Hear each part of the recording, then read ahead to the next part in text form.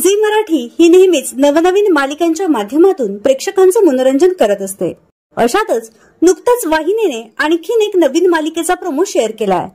या मालिकेचं नाव आहे लक्ष्मी निवास। मात्र या नव्या मालिकेत कोणकोणते कलाकार असणार आणि त्यात नेमकं काय कथानक असणार याची उत्सुकता सध्या प्रेक्षकांना लागून राहिली आहे।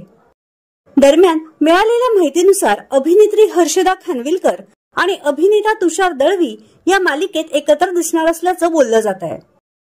नुकतेच शेअर करण्यात आलेल्या लक्ष्मी निवास मालिकेच्या प्रोमोवरून हा अंदाज लावण्यात येतोय।